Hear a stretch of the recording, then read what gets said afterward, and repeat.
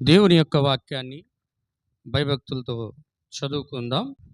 లూకాసు వార్త 17వ అధ్యాయము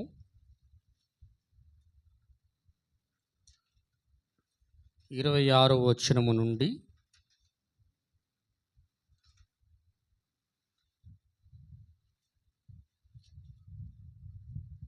29వ వచనం వరకు దేవుని యొక్క వాక్యాన్ని భయభక్తులతో చదువుకుందాం. హల్లెలూయా. 26వ వచనం నుండి, నోవాహు దినములలో జరిగినట్టు మనుష్య కుమారుని దినములలోనూ జరుగును. నోవాహు ఓడలోనికి వెళ్ళిన దినము వరకు దినులు తినుచు త్రాగుచు పెండ్లాడుచు పెండ్లికి పడుచును నుండిరి. అంతలో జలప్రలయము వచ్చి వారిని అందరినీ నాశనము చేశాను. లోతు దినములలో జరిగినట్టు జరుగును. జనులు తినుచు త్రాగుచు కొనుచు అమ్ముచు నారు నట్టుచు ఇండ్లు కట్టుచు నుండిరి. అయితే లోతు సొదొమ విడిచిన దినమున ఆకాశము నుండి అగ్ని గంధకములు కురిసి వారిని అందరినీ నాశనము చేశాను. ఆ ప్రకారమైన మనుష్య కుమారుడు ప్రత్యక్షమగు దినమున జరుగును. అదేవిధంగా ఇంకొక లేఖన భాగాన్ని కూడా చదువుకుందాం. ఆది కాండము 19వ అధ్యాయము, దేవునికి స్తోత్రం, హల్లెలూయా. 19:22.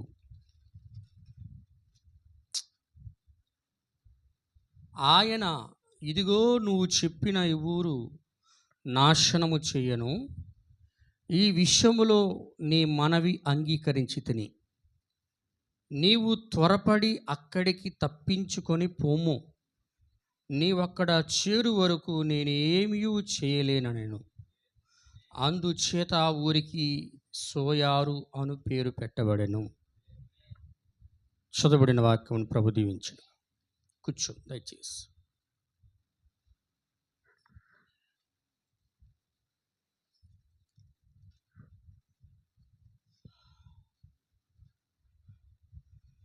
దేవుని యొక్క పరిశుద్ధులందరికీ కూడా ప్రభు అయిన యేసుక్రీస్తు నామములో నా యొక్క హృదయపూర్వక వందనాలు తెలియజేస్తున్నాను. సరి, ఒక చిన్న వర్తమానమును మీ మధ్యలో నేను దేవుని యొక్క దూత వర్తమానికుడు చెప్పిన దానిని మీతో పంచుకోవడానికి ఇష్టపడుతూ ఉన్నాను. హల్లెలూయా. అందరూ కూడా దేవుని యొక్క వాక్యమును జాగ్రత్తగా వినండి. మీరు లూకాసు వార్తలో కానీ గమనించినట్లయితే ప్రభు అయిన యేసుక్రీస్తు వారు మొదటి రాకడలో వచ్చినప్పుడు మొదటి రాకడ కన్నా ఎక్కువగా రెండవ రాకడను గురించి ఆయన తన యొక్క సువార్తలలో ప్రస్తావించాడు, పత్రికల్లో ప్రస్తావించాడు.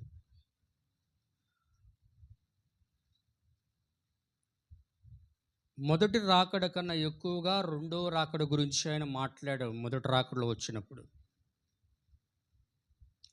ఎందుకంటే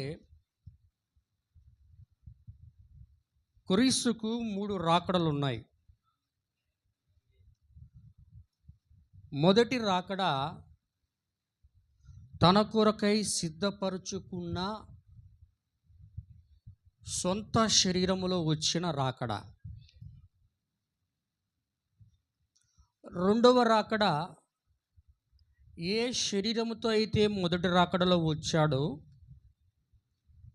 ఆ శరీరము ద్వారా విమోచించిన వారిని తీసుకొని వెళ్ళడానికి వచ్చే రాకడ. హల్లెలూయా.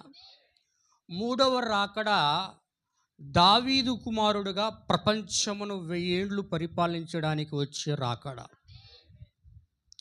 బైబిల్ గ్రంథములో అందరికీ 2 రాకడల గురించి మాత్రమే తెలుసు. కానీ దావీదు కుమారుడుగా ఆయన వచ్చే రాకడ కూడా ఒకటి ఉన్నదనే సంగతి తెలీదు.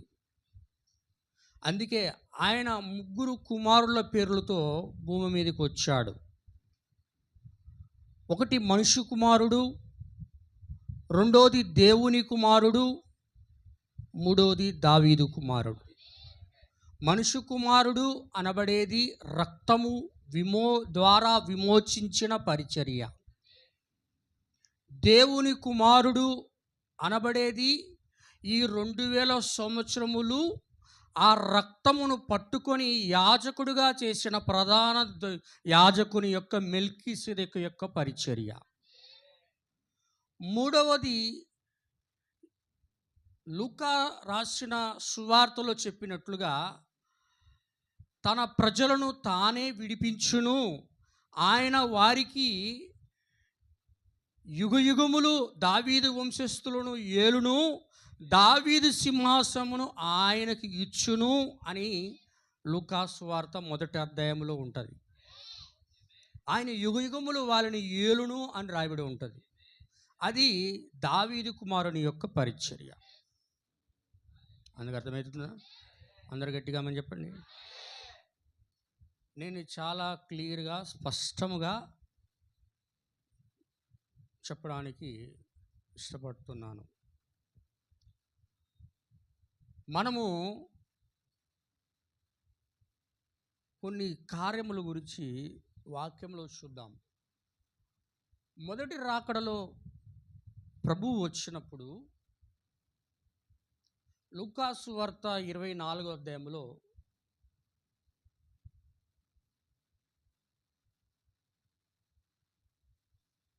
రూపాంతర పర్వతం మీద నుండి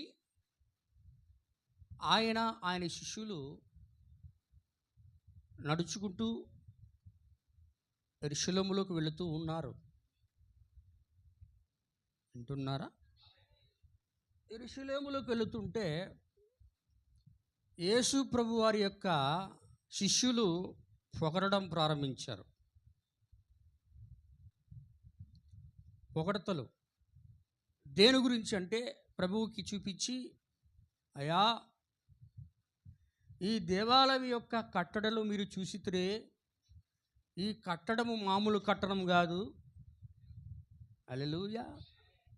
అసలు ప్రపంచంలోనే ఒక ప్రసిద్ధిగాంచిన దేవాలయం మాది.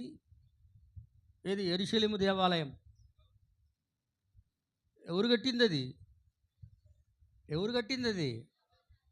చెప్పండి. Praise the Lord. హల్లెలూయా. కట్టిన ఆలయము ఇజ్రాయెల్ కట్టింది. ఇది సొలొమోను కొట్టింది. ఎవరు గులి చేశారు? బబులోను రాజు గులి చేశాడు. ఎక్కడున్నారా? ఇప్పటికి 2 సార్లు కట్టబడింది, 2 సార్లు కూల్చివేయబడింది అది. హల్లెలూయా. దావీదు మందిరము కట్టాలనుకున్నాడు, కానీ దావీదును కట్టనీయకుండా దేవుడు సొలొమోను రాజు ద్వారా కట్టించాడు. హల్లెలూయా. దాన్ని కూల్చివేసిన వాడు బబులోను రాజు. అవునా? మళ్ళా 70 సంవత్సరం వాళ్ళందరూ కూడా చెరలోకి వెళ్ళిపోయిన తర్వాత అక్కడ నుండి వాళ్ళందరూ కూడా వచ్చి నెహెమియా, ఎజ్రా, జెరుబ్బాబేలు, ఇర్మియా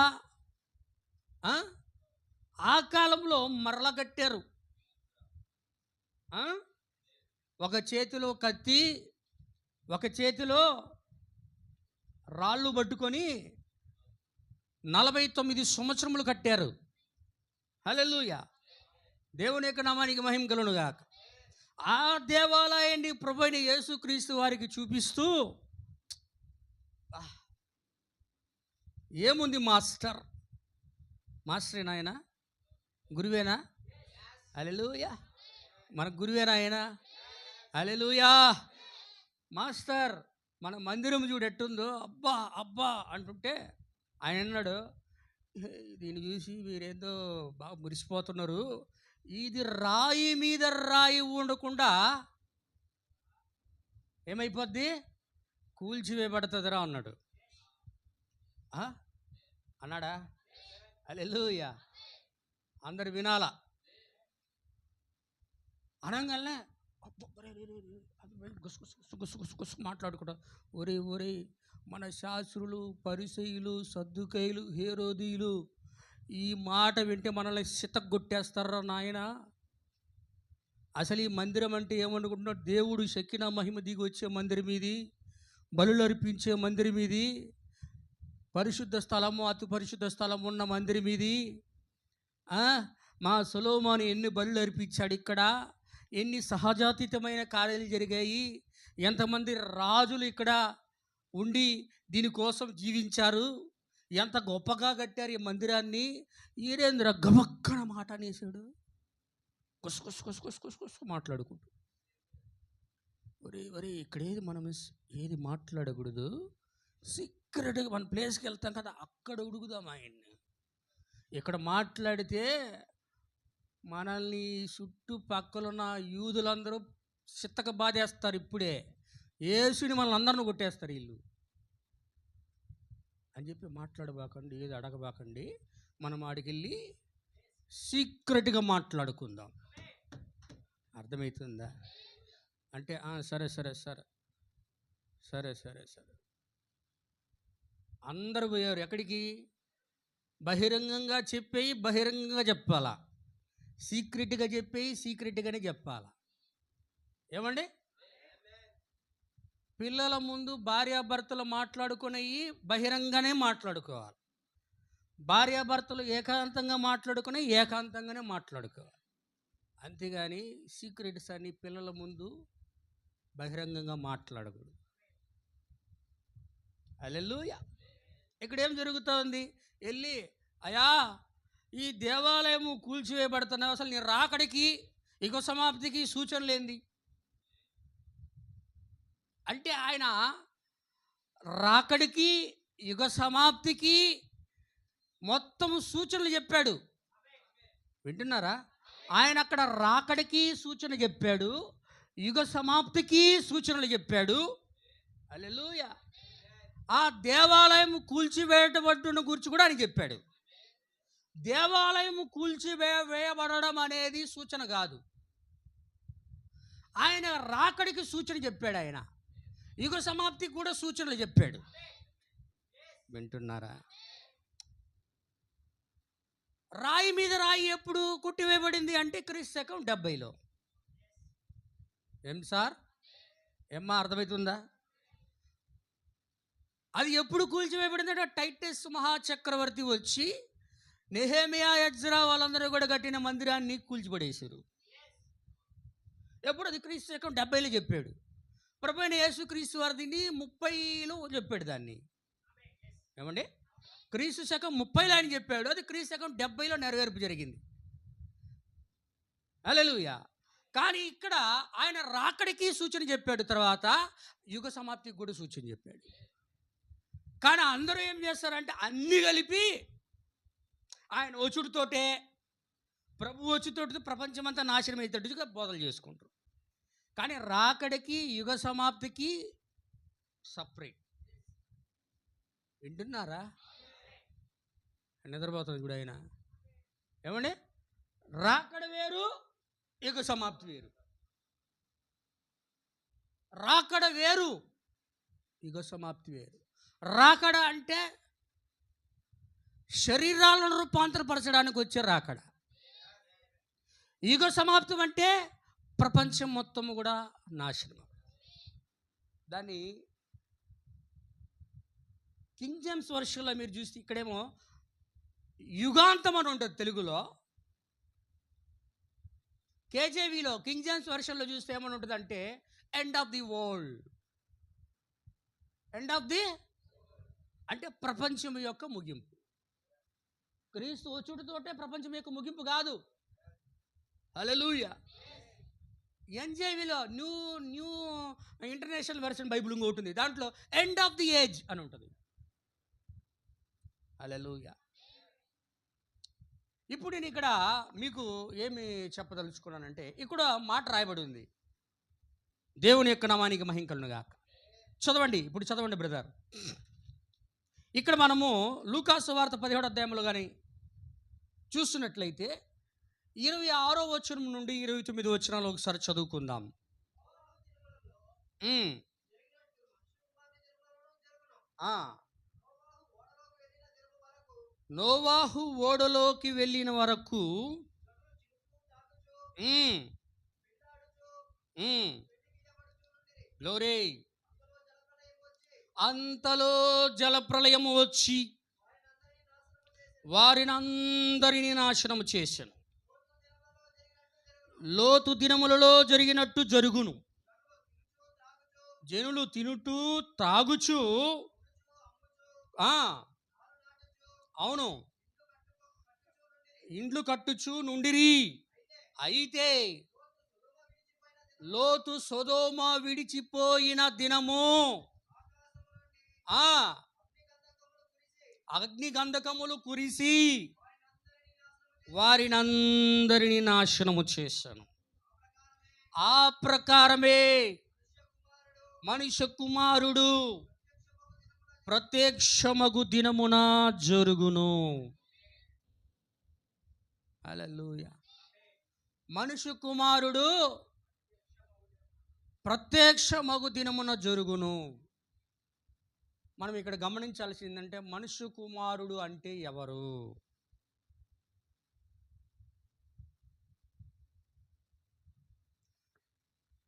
మనుష్య కుమారుడు అంటే ఎవరు?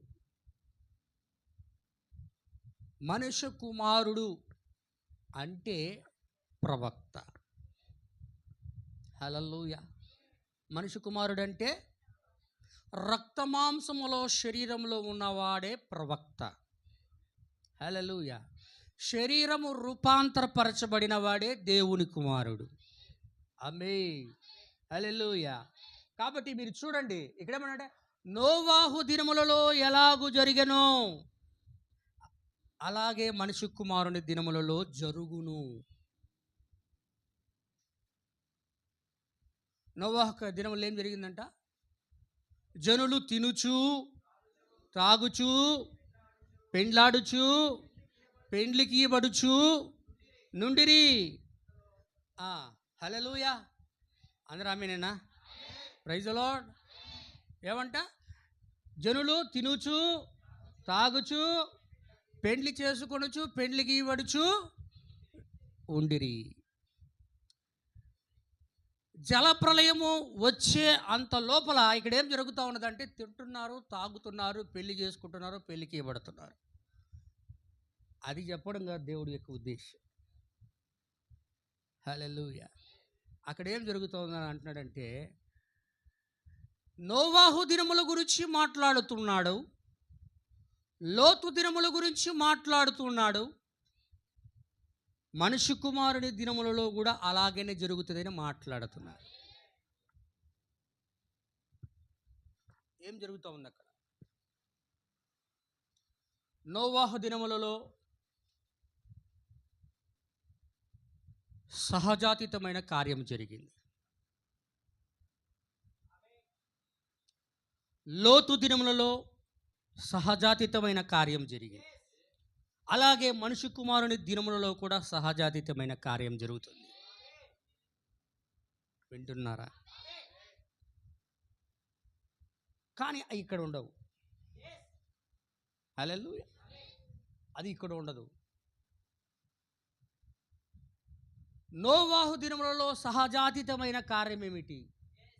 లోతు దినములలో సహజాతీతమైన కార్యం ఏమిటి? మనుష్య కుమారుని దినములలో సహజాతీతమైన కార్యం ఏమిటి? సహజాతీత కార్యం ఏంటంటే మనుషులు చేయలేడు.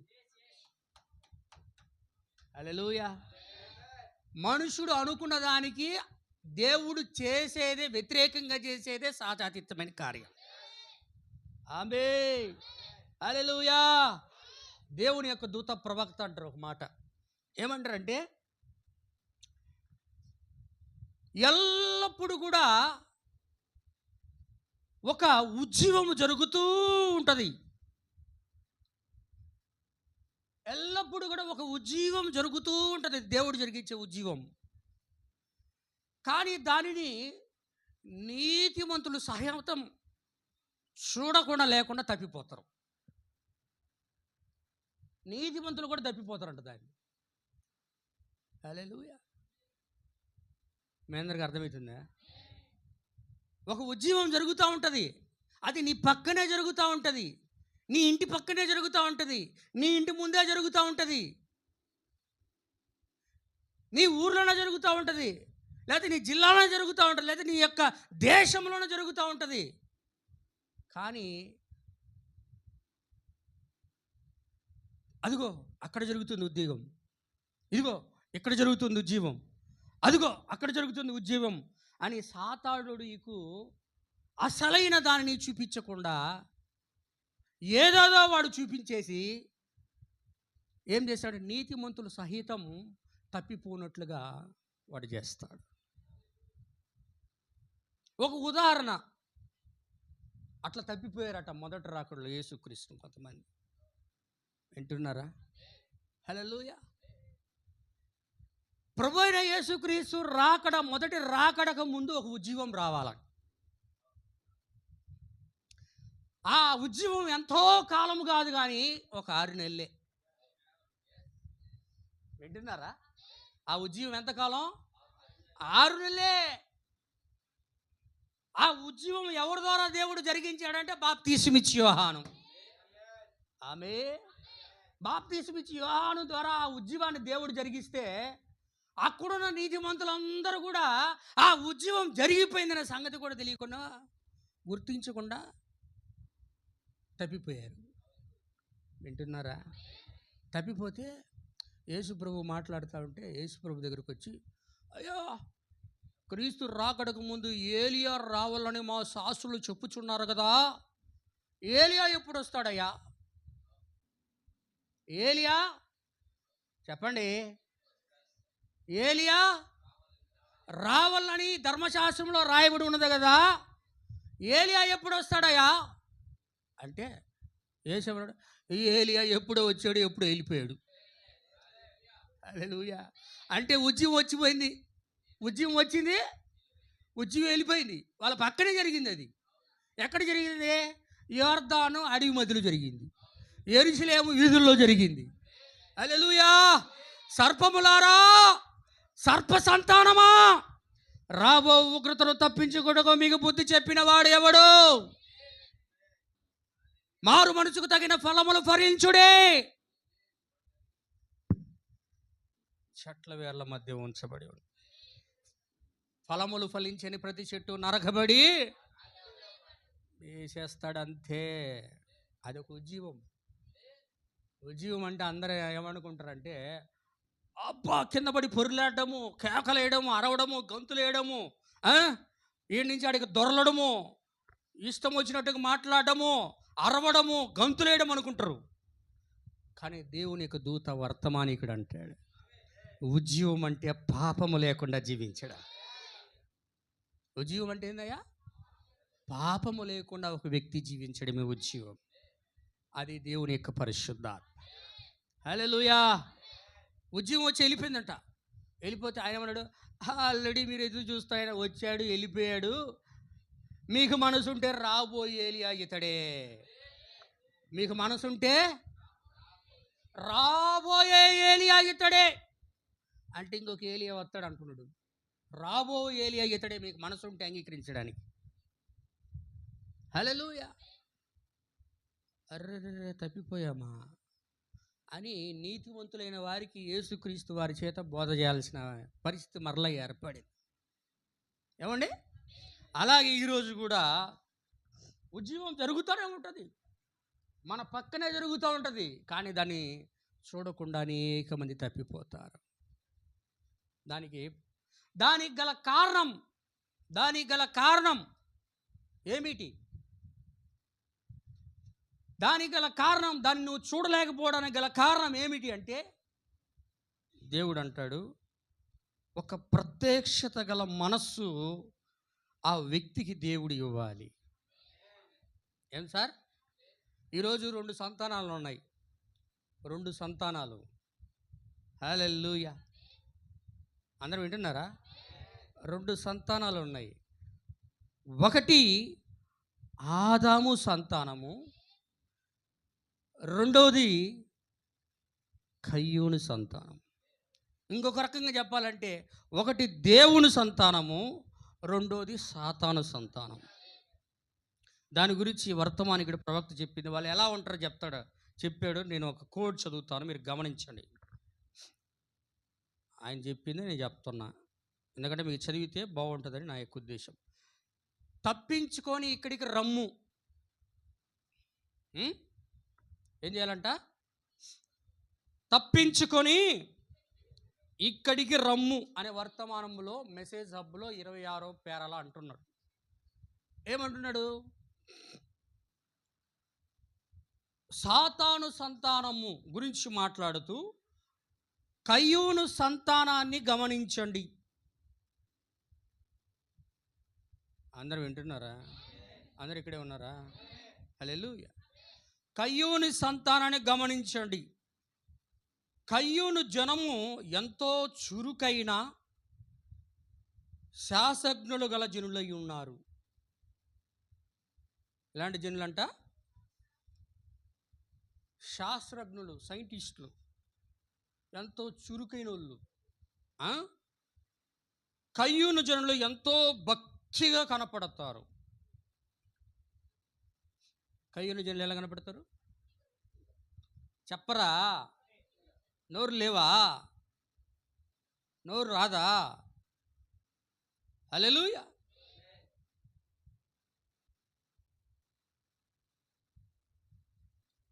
కయ్యూను జనులు ఎంతో భక్తిగా కనపడతారు, ఎంతో నిష్ఠగా కనపడతారు. వారికి పెద్ద పెద్ద చర్చీలు ఉంటాయి. బాధగా ఉంది మరి. నేను చెప్తున్నానా?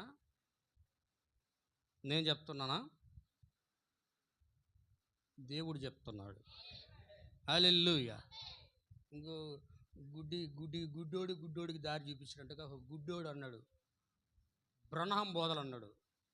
అసలు బ్రహ్మం బోధలే కదా అవి, దేవుని యొక్క పరిశుద్ధాత్మ బోధలు. హల్లెలూయా. వాడి కళ్ళు కనపడకుండా ఆయన గురించి మాట్లాడుతున్నాడు, బుద్ధిహీనుడు. హల్లెలూయా. ఏమంటాడా? ఎంతో భక్తిగా కనపడతారు, వారికి గొప్ప పెద్ద చర్చిలు ఉంటాయి, పెద్ద పెద్ద సంఘాలు ఉంటాయి. విద్యావంతులు ఎవరు? కయ్యాను సంతానం. బాగా విద్యావంతులు, మేధావులు, సైన్స్ రంగంలో వారు విశేషంగా రాణిస్తారు. ఖనిజాలను వారు కనుగొని తవ్వి బయటికి తీస్తారు. వారు గృహాలు నిర్మిస్తారు. నిర్మాణ రంగంలో వారు గొప్ప గొప్ప వాటిని నిర్మిస్తారు. దానిని నేడు మీరు చూడగలరు. ఎంతో భక్తిపరులుగా ఉన్నారో మీరు చూడండి. కానీ దేవుని యొక్క జనులు సాధారణమైన దీనమైన ప్రజలుగా ఉంటారు. హల్లెలూయా. దేవుడు ఎల్లప్పుడూ కూడా సామాన్యతలను దాగి ఉంటాడు. ఉదాహరణకి కొన్ని కార్యాల గురించి నేను చెప్పడానికి ఇష్టపడుతున్నాను. ఇష్టపడుతున్నాను. ఏంటంటే ఆ కార్యాలు ప్రత్యక్షత గల మనసుకి ప్రత్యక్షత లేని జ్ఞానము గల మనసుకి తేడా ఉంది. హల్లెలూయా. అది ఏమిటి అంటే దేవుడు అంటున్నాడు, పాత నిబంధన గ్రంథములో 2 యవ్వన బాలురు ఉన్నారు. యవ్వన బాలురు వారు ఎక్కడ కనపడతారంటే ఆదికాండము 3వ అధ్యాయంలో 4వ అధ్యాయంలో కనపడతారు. హల్లెలూయా. ఆ ఇద్దరు ఎవరంటే ఒకడు కయ్యూను, ఇంకొకడు హేబేలు. కయ్యూను పెద్ద చర్చి కట్టాడు, హేబేలు చిన్నది కట్టాడు. హేబేలు బలిపీఠం పెద్దది, క్షమించండి, కయ్యూను బలిపీఠం పెద్దది, హేబేలు బలిపీఠం చాలా సామాన్యతలో చిన్నది.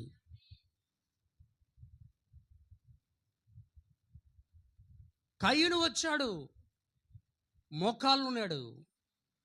హేబేలు వచ్చాడు, మోకాళ్ళు ఉన్నాడు.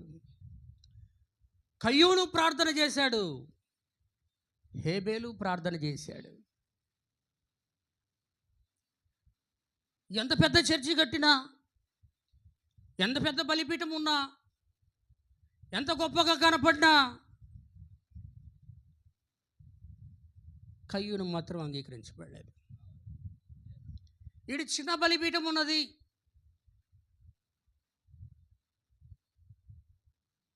హల్లెలూయా, చిన్న బలిపీఠం ఉన్నది, మోకాళ్ళ ప్రార్థన ఉన్నది, అన్నీ ఉన్నాయి.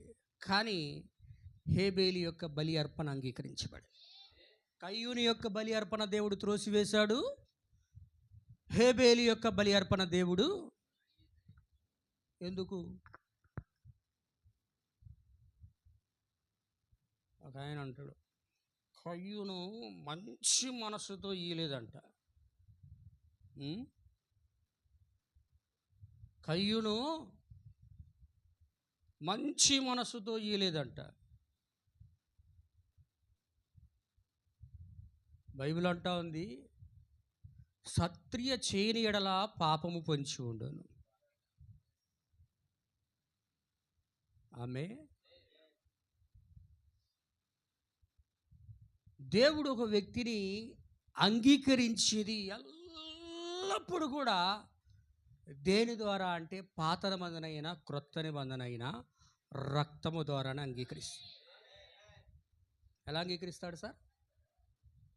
నువ్వు ఎంత పెద్ద చర్చి కట్టావని నేను అంగీకరించాడు, నువ్వు గంటల గంటలు ప్రార్థన చేసావని నేను అంగీకరించాడు, నువ్వు ఏడుస్తున్నావని నేను అంగీకరించాడు, నువ్వు కిందపడి దొర్లాడుతున్నావని దేవుడు అంగీకరించాడు. నువ్వు రక్తము క్రింద ఉంటేనే అంగీకరిస్తాడు. హల్లెలూయా. అందరూ వింటున్నారా? నువ్వు రక్తము క్రింద ఉంటే, అందుకే ఆయనేమో అన్ని పండ్లు తెచ్చాడు. ఎవరు? కయ్యూను. హేబేలు అన్నగారు కయ్యూను, పండు తిన్నావు అన్నాడు. డాడీ ఏం పండు చెప్పలేదు. ఆఫ్రికా యాపిల్ పెట్టాడు, బొప్పాయి పెట్టాడు, పైనాపిల్ పెట్టాడు, ఏమేం ఫలాలు ఉన్నాయో ప్రపంచంలో ఎన్ని పెట్టి పెద్ద బలిపీఠం కట్టాడు. కట్టాడు. ఈయనేం చేశాడు? అయ్యేం బెట్లా, ఈయం బెట్లా. ఒక 7 రాళ్ళు తెచ్చాడు, చిన్న చిన్న రాళ్ళు. ఒక చిన్న గొర్రెపిల్లని తీసుకొచ్చాడు. చేతులు కత్తి కూడా లేదు, ఊరక మెడని ఆ పదునైన రాతితో కోసి ఆ రక్తాన్ని ఆ బలిపీఠం మీద జల్లాడు. అంత పెద్దదేమో త్రోసివేయబడింది, చూడ్డానికి అసహ్యంగా ఉండేదేమో అంగీకరించబడింది. అందుకే గొప్పదైన దాంట్లో దేవుడు అన్నాడు కూడా ఉన్నాడు. ఏం సార్? గొప్పవైన ఆడంబరమైన వాటిలో దేవుడు అన్నాడు కూడా నివసించు. సామాన్య అసలులోనే దేవుడు అంగీకరిస్తాడు. ఆమె అందుకే ఇక్కడ అంటున్నాడు, ఈ యొక్క సంతానం ఆది కాండంలో నుండి నిర్గమాకాండంలోకి ప్రయాణం చేసింది. అక్కడ కయ్యూనికి ప్రత్యక్షత లేదు, హేబేలుకు ప్రత్యక్షత ఉంది. సంఘములో ఉంటే నీకు ప్రత్యక్షత రాదు, దేవుడు అనుగ్రహిస్తేనే వస్తుంది. దేవుడు అనుగ్రహించాలి నీకు, దేవుడు ఇవ్వాలి దాన్ని నీకు. నేను చూపిస్తా బైబిల్లో. హల్లెలూయా. తర్వాత నిర్గమకాండంలోకి ప్రయాణం చేసేసరికి అక్కడ అదే సంతానం 2 రూపముల్లో కనపడతా ఉన్నది. ఒకటి మోయాబు సంతానము గాను, ఇంకోటి ఇజ్రాయేలు సంతానము గాను. ఇజ్రాయేలును ఆశీర్వదించేవాడు ఆశీర్వదించబడతాడు, ఇజ్రాయేలును శపించేవాడు శపించబడతాడు. ఆమె అంతేనా? ఈరోజు బోధలు ఎట్టున్నాయి? చాలామంది ఇజ్రాయేలు శపించబడ్డోళ్ళు, ఇజ్రాయేలు క్రీస్తు విరోధులు, ఇజ్రాయేలు అట్ట ఇట్ట అని బోధలు చేసుకుంటారు. ఇజ్రాయేల్ శపించబడినోళ్ళ? శపించబడ్డోళ్ళ? చెప్పండి. ఇజ్రాయేల్ శపించబడ్డోళ్ళ? ఇజ్రాయెల్ దేశం నువ్వు చూస్తే 1-2 పోతున్నారు వీళ్ళు ప్రపంచ దేశాలు ఈరోజు, తెలుసా? హల్లెలూయా. నిన్నే ఒకరిని లేపేసినారు మళ్ళా, ఏ చీఫ్నే. మన మన సహోదరుడు ఒక ఆయన చెప్పిండు ఒక విషయం, నాకు చాలా ఆశ్చర్యం అనిపించింది. ఇరాన్ దేశంలో 6 మంది సైంటిస్టులు ఉన్నారంట. 6 మంది సైంటిస్టులు 6 మంది సైంటిస్టులు ఇరాన్ వాళ్ళు మా వాళ్ళే అందరు చచ్చిపోయారు. వీళ్ళందరూ మనము అణుబాంబులు తయారు చేసానికి లేకపోతే వెపన్స్ తయారు చేసానికి వాడుకోవాలా, సైంటిస్టులు ఉన్నారని తెలిస్తే పక్క దేశాల వాళ్ళు చంపేస్తారు అని తీసి అండర్ గ్రౌండ్లో దాచిపెట్టి వాళ్ళ చేత చెప్పించుకుంటూ ఉన్నారు. ఇజ్రాయెల్ గొప్పతనం గురించి మాట్లాడుతున్నా, ప్రజలు హల్లెలూయా అని లోపల అండర్ గ్రౌండ్లో దాచిపెట్టి చెప్పించుకుంటా ఉందాం మనం అని లోపల పెట్టుకుంటే, చేపించుకుందామనే మొదటి 2 రోజుల్లో 4 చచ్చిపోయిందంట. 6లో 4 చచ్చిపోయిందంట. వచ్చి రే ఏందిరా మనకు అణుబాంబులు చేయకుండా 4 చచ్చిపోయినారు, ఇక 2 ఉన్నారు, వీళ్ళు ఎట్ట చచ్చిపోయినారు, సరే ఎట్టైనా సరే వీళ్ళిద్దరన్నా కాపాడుకొని మనము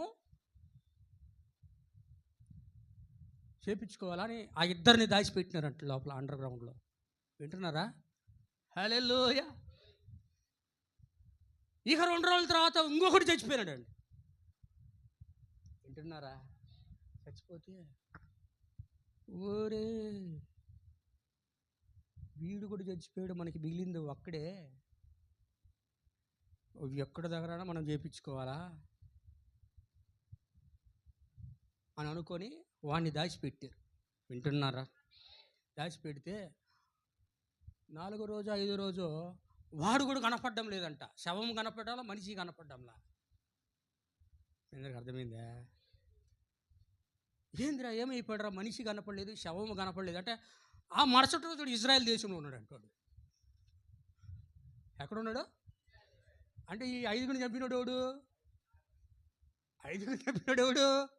వాళ్ళు వాడే మోసాది చేసే పనులు అయ్యి. మోసాది అంటే అర్థమైంది తెలుసా? మరణం. హల్లెలూయా. అందుకే ఎప్పుడు ఇజ్రాయెల్తో పెట్టుకోకండి. ఒకసారి నేను సహోదరుడికి చెప్పా, మనం చెప్తా ఉన్నా, ప్రవక్త ఒక మెసేజ్ మొదటిలో చెప్తా ఒక మాట అంటాడు. ఏమంటాడంటే, ఇజ్రాయిలు రోముతో కవనెంట్ నిబంధన చేసుకునేటప్పుడు, ఇద్దరు ఒడంబడిక చేసుకునేటప్పుడు కొన్ని సంఘటనలు జరుగుతాయి భూమి మీద. హల్లెలూయా. ఆ సంఘటనలు జరిగే దాని గురించి ఆలోచిస్తూ ఉంటే ఒక సహోదరుడు ఒక లింక్ పెట్టాడు నాకు. ఏందిరా అని దాన్ని చూస్తే ఇండియా దేశంలో గవర్నమెంట్కి ఎన్నో ఆస్తులు ఉన్నాయి, ప్రభుత్వానికి అది మొదటి స్థానంలో ఉంది. ప్రభుత్వ ఆస్తులు ఉన్నాయి ఇండియన్ గవర్నమెంట్కి. కానీ 2వ స్థానము ఇండియాలో ఎవరికి ఉందో తెలుసా? ఇండియా దేశంలో రోమన్ క్యాథలిక్ ఉన్నాయి. ఎవరికి ఉన్నాయి? రోమన్ క్యాథలిక్ మిషన్కి ఇండియా దేశంలో 2వ స్థానం. అంతా ఇండియా దేశంలో ప్రభుత్వానికి ఉన్న ఆస్తుల తర్వాత 2వ స్థానం ఎవరికి ఉంది? రోమన్ క్యాథలికులకు ఉన్నాయి. అంటే వాడు ఎంత ఇండియాలోనే 2వ స్థానం అంటే ప్రపంచవ్యాప్తంగా ఎంత ఆధిపత్యం వహించి ఉంటాడో ఆలోచించండి. ఈ 1500 సంవత్సరాల్లో కూడా అక్రమంగా సంపాదించిన ఆస్తులు. ఎవరైనా కనబడితే మీరు అక్రమంగా సంపాదించారంట ఆస్తులు, మా పాస్టర్ చెప్పాడు, చెప్పండి అటు నిజమేది, నిజమే. హల్లెలూయా. అర్థమవుతుందా?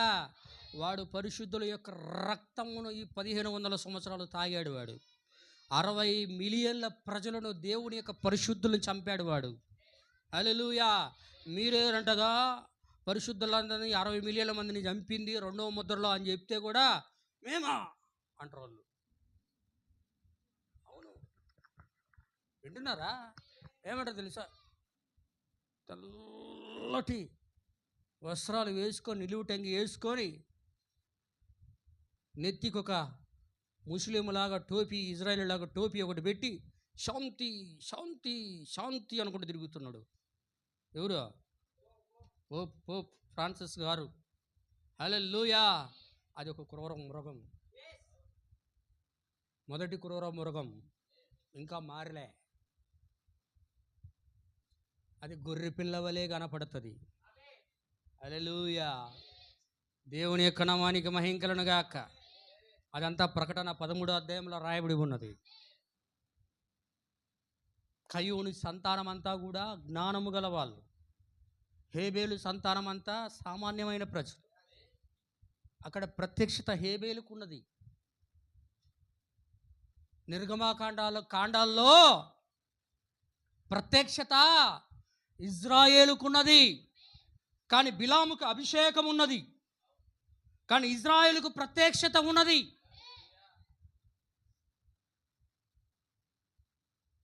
బిలాముకు కానీ ప్రత్యక్షత ఉండుంటే ఇజ్రాయేలును శపించువాడు కాదు, శపించమని ప్రార్థించమనేవాడు కాదు.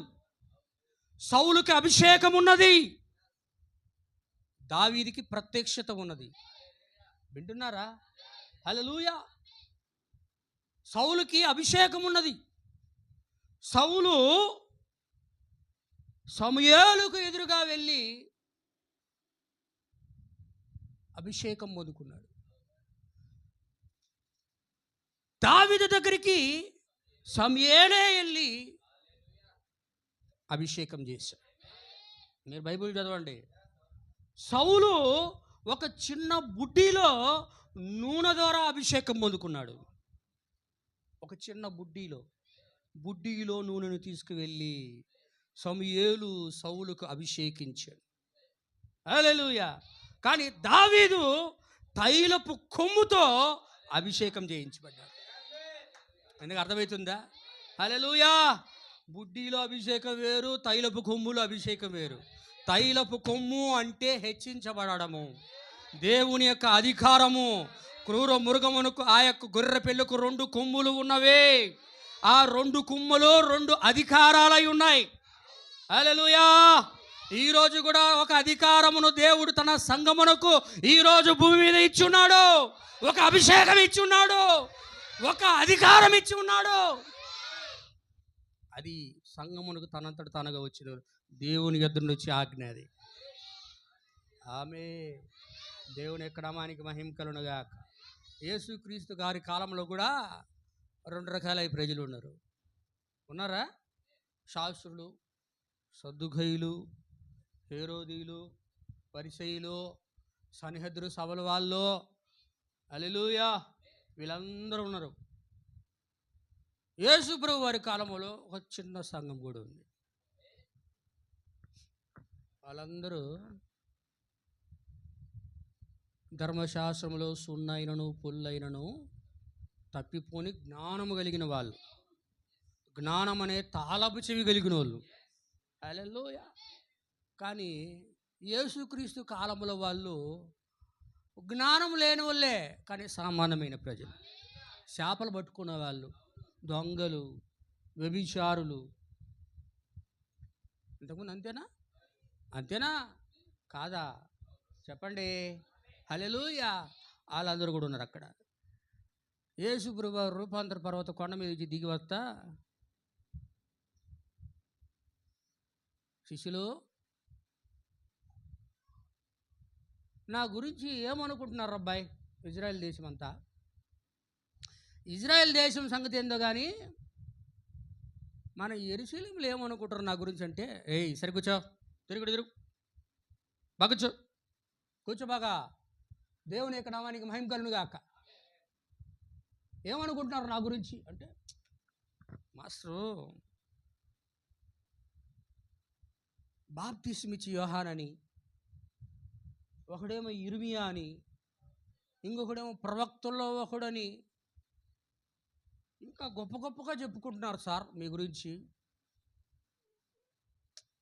వాళ్ళు ఏం చెప్పుకుంటాం మనకి ఎందుకు కానీ, ఇప్పుడు మీరేమనుకుంటారు చెప్పండి రా. మీరు ఎవరేం చెప్పుకుంటుంటే ఆయనకి ఎందుకు? ఫస్ట్ తెలుసుకోవాలనుకున్నాడు ఆయన. ఆయనకి తెలీదా? అడగకముందు ఆయనకి తెలీదా? చెప్పండి. మన ఊహకు రాకముందు ఆయనకి తెలుసు అన్ని.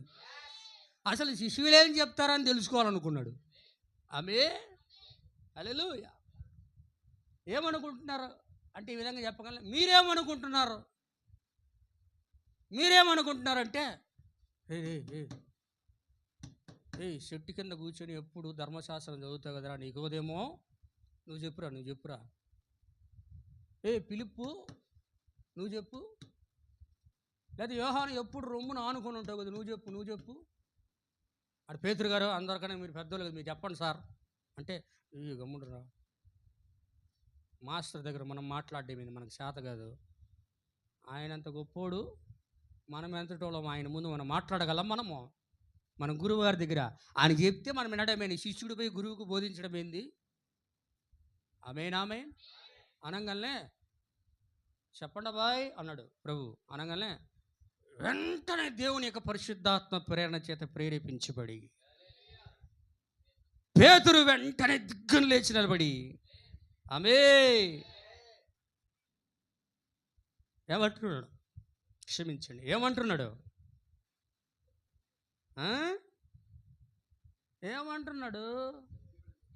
నీవు సజీవుడవగు దేవుని కుమారుడవైనా క్రీస్తువి అని బిగ్గరగా అరిచాడు. ఆమె అరవంగానే బర్యోనా నీవు ధన్యుడవు, రక్త మాంసములు దీన్ని నీకు బయలుపరచలేదు కానీ పరలోకమందున తండ్రి ఆత్మే ఈ సంగతి నీకు బయలుపరిచి. ఆమె పరలోకమందున నా తండ్రి ఆత్మ నీకు బయలుపాటు. ప్రత్యక్షత అంటే ఏంటండి? ప్రత్యక్షత అంటే దేవుని ఆత్మ నీకు తెలియజేయాల. దేవుని ఆత్మ నీకు దాన్ని చూసే మనస్సును నీకు ఇవ్వాల. ఆమె ప్రపంచంలో ఏమి జరుగుతుందో, క్రీస్తు ఏమై ఉన్నాడో, ఆయన కార్యాలు ఏమై ఉన్నాయో, బైబిల్ అంతా కూడా అసలు దేవుడు ఏమై ఉన్నాడో నువ్వు తెలుసుకోవాలంటే దేవుడు నీకు ఆ మనస్సును అనుగ్రహించాలి. బైబిల్ అంతా కన్ఫ్యూజనే. ఎప్పటి వరకు?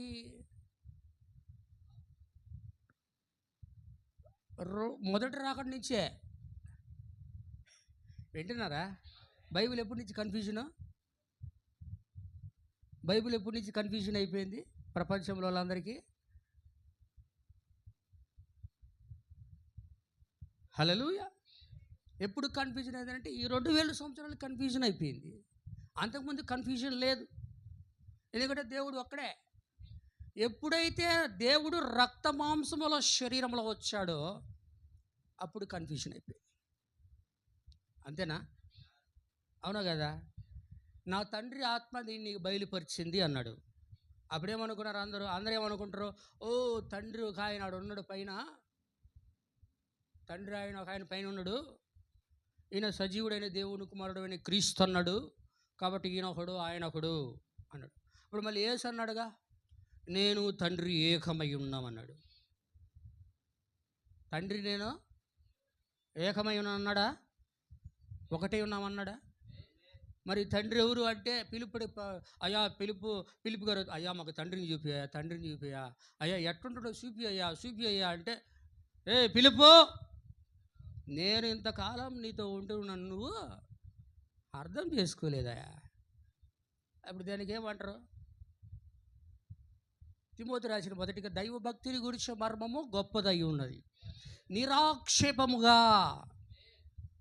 నో మోర్ కాంట్రవర్సీ, నిరాక్షేపముగా దేవుని యొక్క మర్మము, దైవభక్తిని గురించిన మర్మము గొప్పదై ఉన్నది. ఆయన సశరీరుడుగా ప్రత్యక్షమయ్యాను. ఎవరు ప్రత్యక్షమయ్యారట? తెలుగులో ఆయన ఉంటుంది, ఇంగ్లీష్ బైబిల్ చూస్తే గాడ్ మేడ్ ఫ్లాష్, దేవుడు శరీరమాయను. హల్లెలూయా.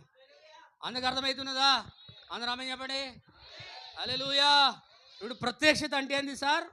ప్రత్యక్షత అంటే ఏంటంటే దేవుడు అనుగ్రహించు బయలుపాటు అనేది ప్రత్యక్షత మనస్సు. పాత నిబంధనలో ఒక ప్రత్యక్షత మనసు గలగైన ఉన్నాడు రాజుల కాలంలో.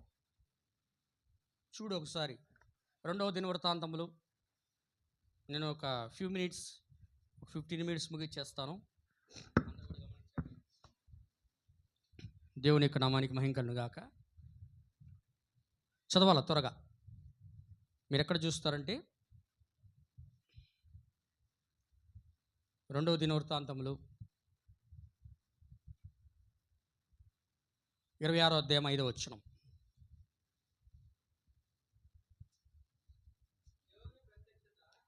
దేవుని ప్రత్యక్షత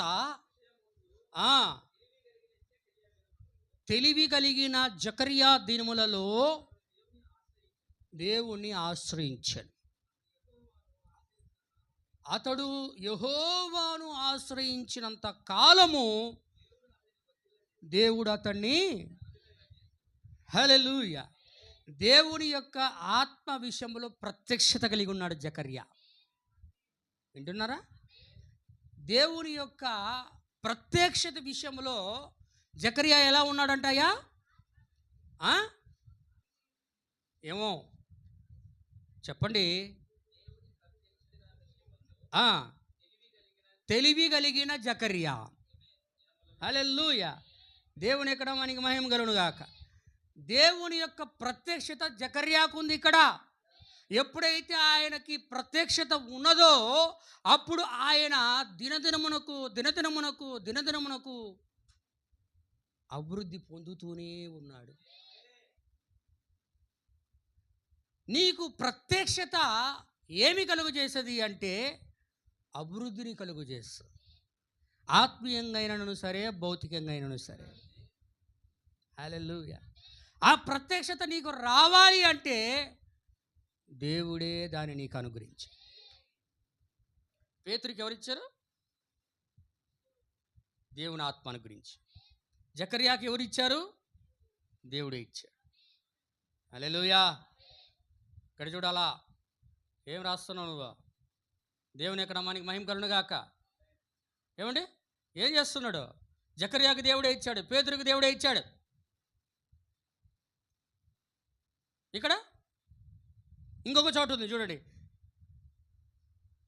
పౌలు గారు మాట్లాడుతున్నారు. ఎఫెసీయులకు రాసిన పత్రిక 1వ అధ్యాయం 19వ వచనం. 1:19. మీ మనోనేత్రములు వెలిగించబడినందున ఆయన మిమ్మల్ని పిలిచిన పిలుపు వలన నిరీక్షణ ఎట్టిదో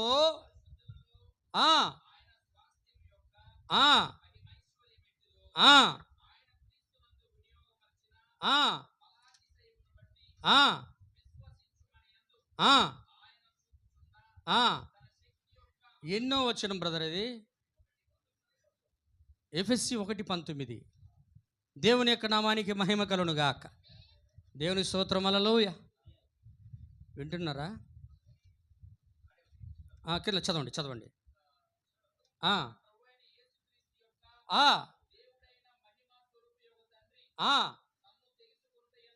తన్ను తెలుసుకొనుటయందు మీకు జ్ఞానమును ప్రత్యక్షత గల మనస్సు అనుగ్రహించున్నట్లు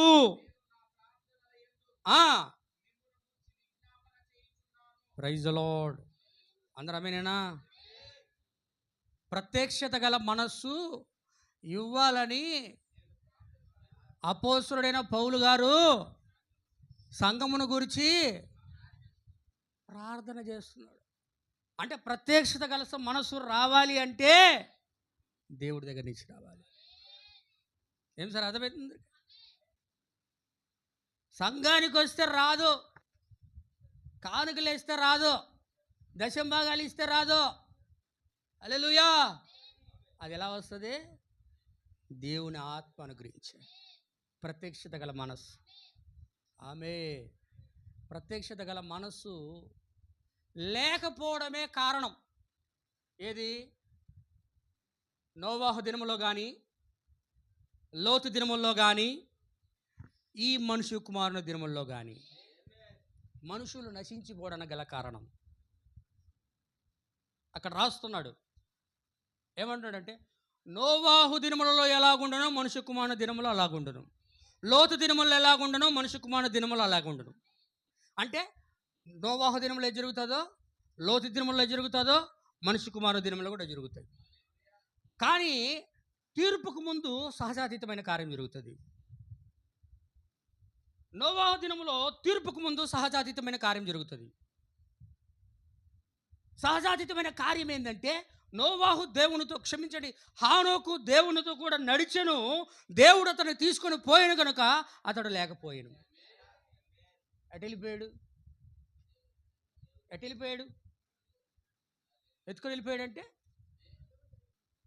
దేవుడు తీసుకెళ్ళిపోయాడు. రక్త మాంసంలో దేవుని యొక్క రాజ్యమును స్వతంత్రించుకోవో అంటే ఇప్పుడు ఆయన రూపాంతరపరచబడి వెళ్ళిపోయాడు. నోవా దినములో ఒక సహజాతీతమైన కార్యం, హానోకు యొక్క శరీరము రూపాంతరపరచబడ్డాడు. ఆయన రూపాంతరపరచబడాలి అంటే మొదటగా ఆయన వాక్యము ద్వారా నడవాలి, ఆయన వాక్యముగా మారిపోయాలి, ఒక పరిపూర్ణ మానవుని స్వరూపంగా మారిపోవాలి. వాక్యము రక్త మాంసముల శరీరం అవ్వాలి. హల్లెలూయా. ఎప్పుడైతే అయిపోతాడో, ఇది జరగడము నోవాహు చూస్తూ ఉన్నాడు, ఇది జరగడము హానోకు దేవునితో నడుచుట నోవాహు చూస్తూ ఉన్నాడు, హానోకు వాక్యముగా మారట నోవాహు చూస్తూ ఉన్నాడు, శరీరం రూపాంతరపరచబడట నోవాహు చూస్తూ ఉన్నాడు. ఇవన్నీ చూసి ఎప్పుడైతే హానోకు రూపాంతరపరచబడి వెళ్ళిపోయాడో, నోవాహు ఏం చేశాడంటే నేరుగా వెళ్ళిపోయి వాడలో కూర్చున్నాడు. అర్థమవుతుందా? ఆయన ఎటు వెళ్ళిపోయాడు? అతి సహజాతీతమైన కార్యం. హానోకు ఇటు వెళ్ళిపోయాడు. అది చూసి ఈయన ఏం చేశాడు? నేరుగా వెళ్ళి ఆయన కుటుంబము వాళ్ళలో కూర్చున్నారు. మొదటి దినమే. ఎన్ని రోజులు ఆయన మూసింది, ఆయన తలుపు మూసింది 7వ రోజు. ఆయన లోపలికి వెళ్ళింది, కుటుంబం ఆయన లోపలికి వెళ్ళింది మొదటి రోజు. ఆమేన్. వింటున్నారా? అంటే ఒకవైపు సహజాతీతమైన కార్యము జరిగింది. తీర్పు రాకముందు ఒక చుక్క నీటి బిందువు, జలప్రలయము లోకమును తాకకముందే నోవాహు ఓడలోనికి ప్రవేశించాడు. ఇందక్కడ అదే కార్యాలు మనుష్య కుమారు దినాల్లో కూడా జరగాల. లోతు దినముల్లో కూడా జరిగింది. వింటున్నారా? హల్లెలూయా. ఏం జరిగింది? లోతు దినాలు ఏం జరిగినాయి సార్? లోతు దినాలు ఏం జరిగింది? లోతు దినముల్లో ఒకవైపు సహజాతీతమైన కార్యం జరుగుతూ ఉంది, ఇంకొక వైపు తీర్పు రాకముందు లోతు సిద్ధపడతా ఉంది.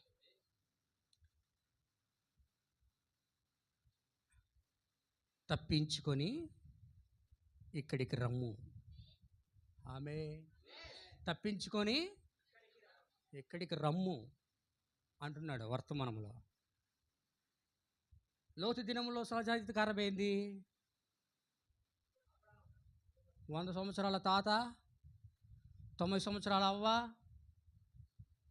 తాతగారు అవ్వగారు యంకర్స్,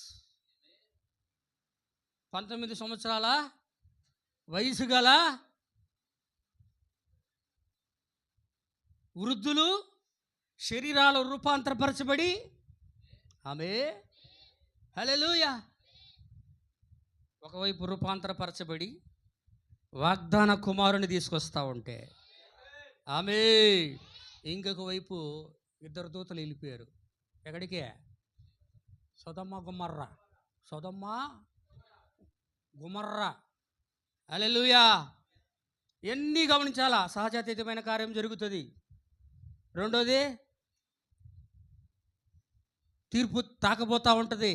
మూడోది సొదొమ గొమొర్రా పరిస్థితి ప్రపంచానికి వస్తూ ఉంటుంది. సొదొమ గొమొర్రా యొక్క పరిస్థితి ఏంది? అది తీర్పు. సొదొమ గొమొర్రా పరిస్థితి ఏంది? హల్లెలూయా. నోవా దినంలో అదే జరిగింది, సొదొమ గొమొర్రా కాలంలో అదే జరిగింది. పెళ్లి చేసుకోవడం, పెళ్లికి ఇవ్వడం అనే విషయం కాదు అక్కడ. దేవుని యొక్క వర్తమానం ఈ దినమున వాటిని మించి అమెరికా దేశం ఉంది, సొదొమ గొమొర్రాలను మించి. నువ్వు కానీ ఇక్కడికి వచ్చి చూస్తే ఒకే రోజులోనే పెళ్లి చేసుకొని సాయంత్రానికంతా నువ్వు డైవర్స్ తీసుకోవచ్చు. అంటే 365 రోజులకు 365 పెళ్ళిళ్ళు చేసుకుంటారు అన్నమాట. సిగ్గులేని వాళ్ళు, సిగ్గులేని జీవితం, బుద్ధిహీనులు. నేను చెప్పలా, ఒక దేశంలో పుట్టి ఆ దేశం గురించి మాట్లాడాలంటే ఎంత దమ్ము ఉండాలి చెప్పు. హల్లెలూయా. ఏమండి వింటున్నారా?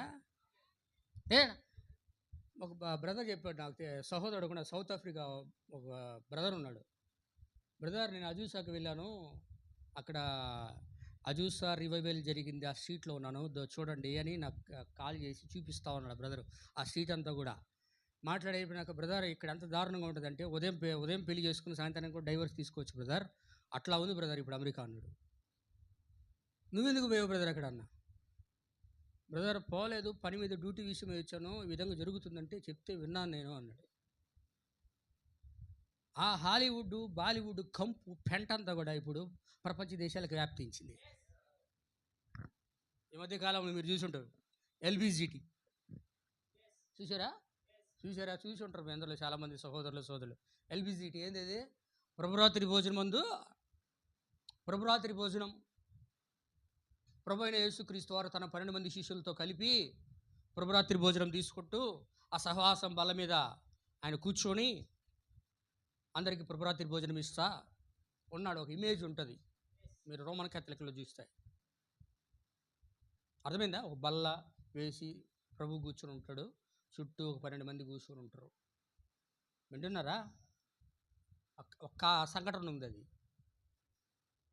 అది ఎల్బిజిటి. ప్రపంచవ్యాప్తంగా కొంతమంది అష్టదరిద్రులు, పనికిమాలినోళ్ళు, సొదొమ గొమొర్రాస్ జ్ఞానం ఉన్నోళ్ళు ఏం చేశారంటే, ఎల్బిజిటి అని తెలుసా?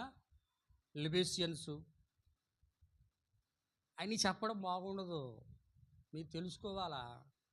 మగోళ్ళు పెళ్లి చేసుకునేవాళ్ళు, ఆడోళ్ళు పెళ్లి చేసుకునేవాళ్ళు, మగోడు జంతువు పెళ్లి చేసుకునేవాడు, ఆడది జంతువు పెళ్లి చేసుకునేవాడు, దాన్ని ఎల్బిజిటి అంటారు.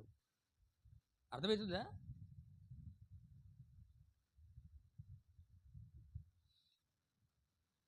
ఎందుకో పాపం వచ్చేస్తుంది. హల్లెలూయా. ఇట్లాంటి వాళ్ళందరూ వచ్చి 12 మంది 12 రకాలుగా విచిత్రంగా వివాహాలు చేసుకునే వాళ్ళందరూ. ధర్మం ఏంటంటే స్త్రీ పురుషులు వివాహం చేసుకోవడం దేవుడు ఏర్పాటు చేసిన ధర్మం. అది కాకుండా విచిత్రంగా సాతానుడు కల్పించిన దాన్ని ఒక 12 రకాల రోగాలు ఉన్నోళ్ళు, రోగాలేమయ్యి దయ్యాలు. హల్లెలూయా. ఏం చేశారు? 12 మంది కూర్చొని ప్రభురాత్రి భోజనమును చేస్తా, అసభ్యంగా ప్రవర్తిస్తా, పోపుకి చూపిస్తుంటే పోపు గారు అని నవ్వుకుంటాడు. ఆడ పనికి మాలినోడు పోపు దాన్ని సపోర్ట్ చేస్తున్నాడు. తప్పులేదు, మగోళ్ళు పెళ్లి చేసుకోండి అంటున్నాడు. మగోళ్ళు పెళ్లి చేసుకోండి, ఆడోళ్ళు పెళ్లి చేసుకోండి, ఆడోళ్ళు జంతువులు పెళ్లి చేసుకోండి. ఎందుకురా? ఏందిరా? అందుకే రోమీయులు రాసిన పత్రికలో, వారు తమ స్వాభావికమైన ధర్మముని విడిచి చేయరాని కార్యములు చేయుటకు భ్రష్ట మనసుకు దేవుడు వాళ్ళని అప్పగిచ్చేశాడు. ఉందా లేదా? మొదటి రోమ రాసిన పత్రికలో, చేయరాని కార్యాలు చేయడానికి, క్రమమైన విధానంలో చేసుకోకుండా అక్రమమైన విధానంలో చేసుకోవడానికి భ్రష్ట మనసును పొండరా, పొండే, మీకు అటువంటి మనసు ఉంది కాబట్టి మీరు అట్టే చేయడం పొండరా. ఏం చేస్తే ఇప్పుడు స్త్రీ పెళ్లి చేసుకుని కుక్కని సంకలు ఎత్తుకొని పోద్ది. ఎట్టున్నారా నాయన జనాలు? మళ్ళీ వాళ్ళు చర్చికి పోతారు. అయ్యో, చర్చికి పోతారు, ఆమేనంటారు, హల్లెలూయా అంటారు, కేకలేస్తారు, అరులుతారు, దొర్లుతారు, పొర్లుతారు, మళ్ళీ కుక్కను పెళ్లి చేసుకో. అటుంది ప్రపంచం యొక్క పరిస్థితి. ఇదే సొదొమ గొమొర్రా యొక్క స్థితి, లవోదికీయ సంఘకాలం యొక్క నులివెచ్చని స్థితి. నోవాహు దినములలో ఎలాగుండెనో మనుష్య కుమారుడు దినములలో ఇప్పుడు అలాగనే ఉంది. పెళ్ళిళ్ళు చేసుకోవడం విడిపోవడం, పెళ్ళిళ్ళు చేసుకోవడం విడిపోవడం, పెళ్ళిళ్ళు ఇంతకుముందు పెళ్ళిళ్ళు చేసుకొని స్త్రీలను విడిచిపెడితే స్త్రీలు వెళ్ళి, సార్ నన్ను బాగా ఇబ్బంది పెడుతున్నాడు ఈయన, నేను ఆయనతో జీవించలేను, నేను విడాకులు తీసుకుంటాను సార్ అని అప్లై చేసుకొని విడిపోయేవాళ్ళు స్త్రీలు. ఇప్పుడు పురుషులు ఏమైపోయారంటే, సార్ దీంతో నేను జీవించలేను సార్, నా వల్ల కాదు సార్ అని చెప్పి మగవాళ్ళు వెళ్ళి ఆడవాళ్ళ మీద కేసులు పెడుతుంది. తెలుసు అదేదో దానికి కేసు పేరు కూడా ఏదో ఉందయ్యా, ఏదో పేరు ఉంది, నాకు గుర్తురాల గబక్కని. ఆడోళ్ళు తీసుకోవడం కాదు, మగవాళ్ళు భరించేలాగా తీసుకోవడం లేదు ఇప్పుడు. ఎందుకంటే స్త్రీ యొక్క పరిస్థితి అంత విపరీతంగా ఉంది ఈరోజు భూమి మీద. సొదొమ గొమొర్రా యొక్క సూచనలు అందరికి అర్థమవుతుందా? ఏదేదో చెప్తున్నాడు ఈయన కాదు, నేను వాక్యమే చెప్తున్నా. మీ అందరికి అర్థమైంది నేను అనుకుంటా, మీకు అది కొత్త ఏం కాదు ఇది. హల్లెలూయా. కాబట్టి ఇక్కడ ఎలా ఉన్నారట, నోవాహు దినములలో ఎలాగున్నదో లోతు దినములలో అలాగే ఉన్నది. ఆ రెండు కాలములలో ఎలా ఉన్నదో మనుష్య కుమారుని యొక్క ప్రత్యక్షమవుతున్న ఈ దినముల్లో కూడా అలాగనే ఉన్నది. ఆయన రాకడను సూచించడి ఎర్రని దీపము. చదివావా? ఆయన రాకడను ఒక దీపం సూచిస్తాడు, రెడ్ లైట్. ఆయన వస్తున్నాడు. ఆయన ఎవరైనా మన పక్కింటి ఆయన ఎవరైనా చెప్పండి, ప్రభు అయిన యేసుక్రీస్తు. ఆయన వస్తుండడానికి సూచన ఏంటది? Red light.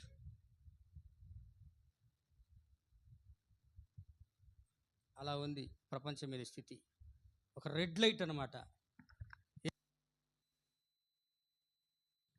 అర్థమవుతుందా? బయట ఎంత బాగుండదులే, కొడతారు మనల్లా. ఇప్పుడే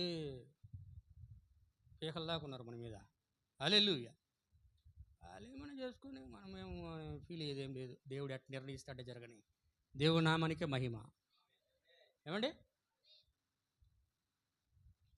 లోతు దినములలో నోవాహు దినములు జరిగిన కార్యాలే మనుష్య కుమారుని దినములు ఇప్పుడు జరుగుతూ ఉన్నాయి. కాబట్టి నా ప్రియమైన సహోదరి సహోదరులారా, ఒక ప్రత్యక్షత కలిగిన మనస్సు ఇచ్చిన వారే రక్షించబడతారు. నోవాహు దినములలో ప్రత్యక్షత గల మనస్సు పొందుకున్న ఆయన హానోకు వెళ్ళిపోయాడు. దాన్ని చూసి జాగ్రత్త పడ్డాయన నోవాహు ఓడలోనికి వెళ్ళిపోయాడు. అబ్రహాము కాలంలో ప్రత్యక్షత మనసున్న వాళ్ళ శరీరాలు మార్పు పొందాయి. హల్లెలూయా. దూతలు వెళ్ళి బోధించినప్పుడు లోతు వెళ్ళి ఏం చేశాడు? అల్లులతోటి బతిమలాడుకున్నాడు. ఒరే చచ్చిపోతాం రండిరా, దూతలు వచ్చారు మా ఇంటికి, రండిరా అంటే లోతు దృష్టికి అల్లుళ్ళు ఎగతాళి చేశారు. ఎవరు పెద్ద తలకాయ నొప్పి కాదు, బాగా ఎట్ట సొదొమ గొమొర్రా ఎంత ఎంజాయ్గా ఉంది, పోదాం చచ్చిపోతాం అంటున్నావు, బయటికి అనేసరికి అల్లుళ్ళతో అడిగి బతిమలాడుకొని పోండ్రా మీ పాడు మీ బరాండ్రని తన ఇద్దరు కూతుర్లను తన భార్యని ఇద్దరు దూతలు ఏం చేశారు? బయటికి 5గురు వస్తూ ఉంటే అమ్మగారు ఉండలేక వెనక్కి తిరిగి తీసి ఉప్పుస్తాం అయితే వదిలిపెట్టి వెనక్కి దొరకకుండా పారిపోయారు. ఇల్లు వెళ్ళిపోయి సోయార్లు చేరిపోయారు. హల్లెలూయా. అక్కడ ఒక సహజాతీతమైన కార్యం జరిగింది. తీర్పు రాకముందు, నోవా కాలంలో తీర్పు వచ్చే ముందు రూపాంతరపరచబడ్డం, వాడు లోపలికి వెళ్ళడం. అబ్రహాము కాలంలో లోతు దినములలో శరీరాలు రూపాంతరపరచబడడం, సొదొమ గొమొర్రా నుండి బయటకు వచ్చేయడం, అగ్ని గంధకాలు సొదొమ గొమొర్రా మీద కుమ్మరించబడ్డం. హల్లెలూయా. ఇప్పుడు ఇక్కడ కూడా ఏం జరుగుతూ ఉంది? ఈ కార్యాలన్నీ ఒకవైపు దేవుని యొక్క పెండ్లి కుమార్తె, ఆయన యొక్క భార్యగా క్రీస్తు యొక్కయు ఆయన యొక్క వధువు యొక్క అదృశ్య కలయికలో ఎవరైతే ఆయన యొక్క పరిశుద్ధాత్మ బాప్తిసం పొంది వాక్యము కొరకు ఒక పరిపూర్ణ మానవుని శరీరముగా స్వరూపముగా తయారు చేయబడుతుందో ఆమె రూపాంతరపరచబడి ఒక సహజాతీతమైన సూచనగా ఆమె వెళ్ళిపోవడం, ఆమె వెళ్ళిపోతూ ఉంటుంది. ఇంకొక వైపు అది చూడలేని వాళ్ళందరూ కూడా శ్రమలలోకి వెళ్ళిపోతారు. ఎక్కడికి వెళ్ళిపోతారు? శ్రమలోకి వెళ్ళిపోతారు. అందుకే ప్రకటన గ్రంథంలో 3వ అధ్యాయంలో అంటాడు ఆయన, తుయతైర సంఘకాలంలో ఏమంటాడు? మారు మనసు పొందుటకు నేను దానికి అవకాశం ఇచ్చి తిని కానీ అది మారు మనసు నొల్లదు. అందుకే ఆ యెజబెలును నేనేం చేస్తాను? మంచము పట్టించి దాని పిల్లలను కూడా నేను చంపేదను. మంచము పట్టిస్తాను నేను, దాని పిల్లల్ని చంపుతాను నేను అన్నాడు. అంటే యెజబెలు ఉంది, దానికి ఒక పిల్లలు కూడా ఉన్నారు.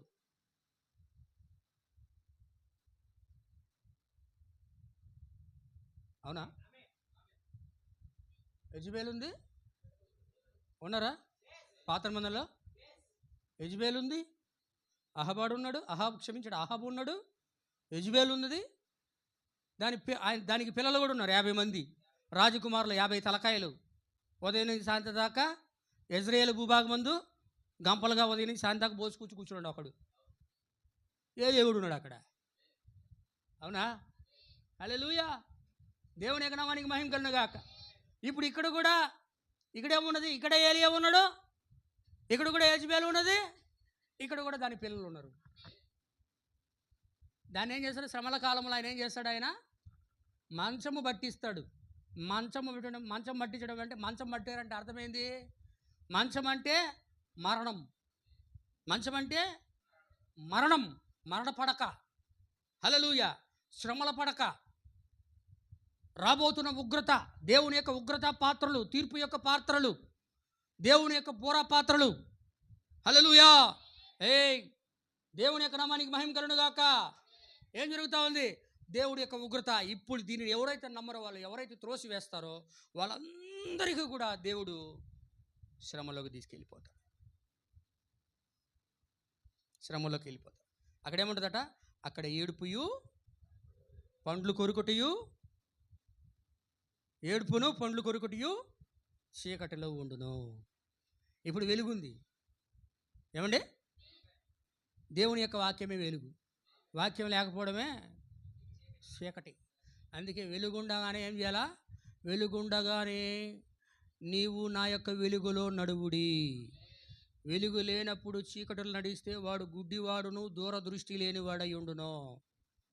ఆమె గట్టిగా ఆమె. గ్లూకోజ్ లెవెల్ తగ్గిపోయిందా? ఆమె. హల్లెలూయా. 3 రోజులు చెప్పాడంట పాపము యేసయ్య. ఏడ కొండ మీద కూర్చొని 3 రోజులు ప్రసంగం చేస్తే వాళ్ళకి ఆకలే వేయలే. అవునా? ఆకలి వేయలే, వింటానే ఉన్నారు. ఎట్ట జరిగిపోయింది తెలియదంట.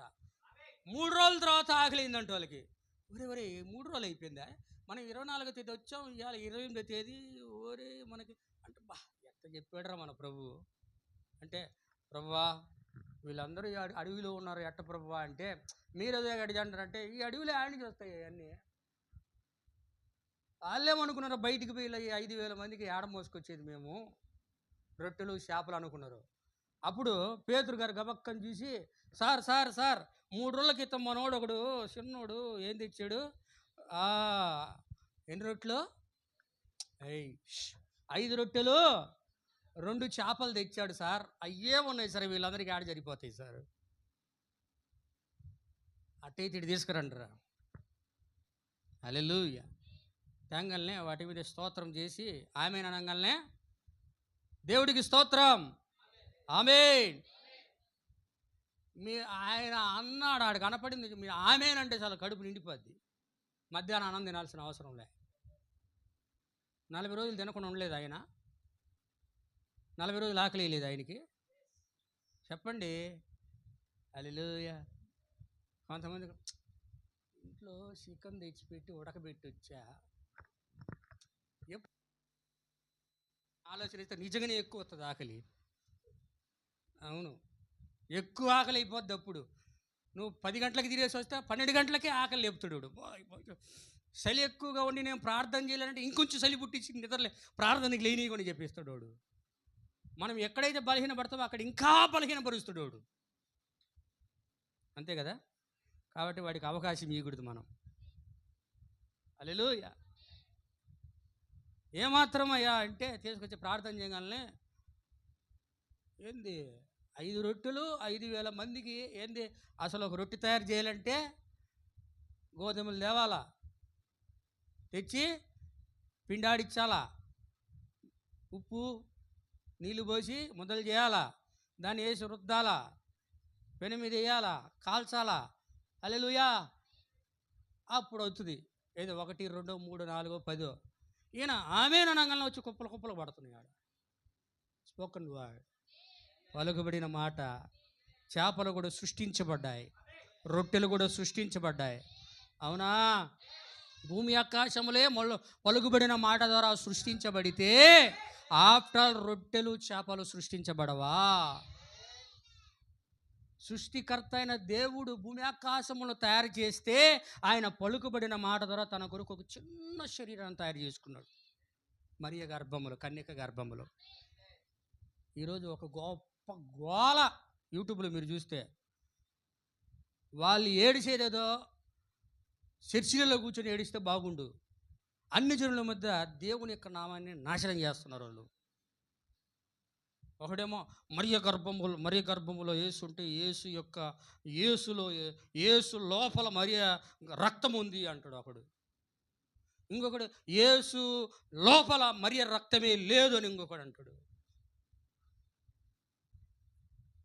ఇట్లా మాట్లాడుకుంటే వినేవాడు నమ్మేవాడు ఎవరన్నా నమ్ముతారా? చెప్పండి మీరు చెప్పండి. నమ్ముతాడా? క్రైస్తవాన్ని అసలు నమ్ముతాడా? క్రీస్తు నమ్ముతాడా? ఒకవేళ క్రీస్తులో కానీ మరియ రక్తమే ఉంటే, ఏమండి, క్రీస్తులో కానీ మరియ రక్తమే ఉంటే ఆయన పరిశుద్ధుడు ఎలా అవుతాడు? బైబిల్ అంటే దేవుడు తన స్వరక్తం ఇచ్చి సంపాదించింది సార్. బైబిల్లో బొడ్డులు లేకుండా పుట్టిన వాళ్ళు ఇద్దరు. అర్థమైందా? ఆంబ్లికల్ కార్డ్, తల్లి యొక్క నుండి జీవము పొందుకోవడానికి ఉంటుంది. అర్థమైంది అనుకుంటా. లేకుండా పుట్టిన వారు ఎవరంటే, ఒకటి స్త్రీ గర్భము నుండి రానటువంటి ఆదాము. ఆదాము ఎట్ట పుట్టాడు? దేవుడు తయారు చేసి. హల్లెలూయా. కానీ యేసుక్రీస్తు ఎలా వచ్చాడు? రెండవ ఆదాముగా వచ్చాడు. ఆయన గూడు లేదు అది. ఎందుకంటే ఆమె అసలు లేదు ఆయన లోపల. కేవలం ఒక ఎరువు మాత్రమే, ఒక పొదుగు యంత్రంగా మాత్రమే తీసుకున్నాడు ఆమెని. అందుకే క్రీస్తులో ఉన్నది ఆయన సొంత రక్తమే. మరియ రక్తము లేదు, యోసేపు రక్తం అంతకన్నా లేదు. హల్లెలూయా. అందుకే ఒకవేళ మరియ రక్తం ఉన్నదనుకో ఆయన యూదుడు అవుతాడు. ఆయనలో మరియ రక్తము లేదు కాబట్టి ఆయన అన్యుడు కూడా కాదు. వింటున్నారా? అందుకే ఆయన ఒక యూదుడు కాదు, ఒక అన్యుడు కాదు, ఆయన దేవుడై ఉన్నాడు. హల్లెలూయా. ఆవిడ రంజిత్ గోఫీర్ ఉన్నాడు, పెద్ద ఆయన రంజిత్ గోఫీరు. ఒకసారి UIRC, universal Islamic research centre దానికి డిబేట్కి పోయాడు. బైబిల్ గొప్పది అని చెప్పడానికి వెళ్ళి సావు దెబ్బలు తిని వాళ్ళ దగ్గర ఖురాన్ తీసుకొని అబ్రహాము ముస్లిం, ఇస్మాయేలు ముస్లిం, ఈసా నబీ క్రీస్తు కూడా ముస్లిం, నేను కూడా ముస్లిం అని ఖురాన్ తీసుకొచ్చి ఇంటికి వచ్చుకొని మళ్ళీ ఈరోజు యేసు క్రీస్తే దేవుడే ఉన్నాడు చెప్పుకుంటున్నాడు. మళ్ళీ ఆయన పేరు ముందు అపోస్తలుడు రంజిత్ గోఫీర్ గారు. అపోస్తలుడు ఎక్కడని చెప్పారండి? నిజమైన అపోస్తలుడు అబ్రహాం ముస్లిం అని.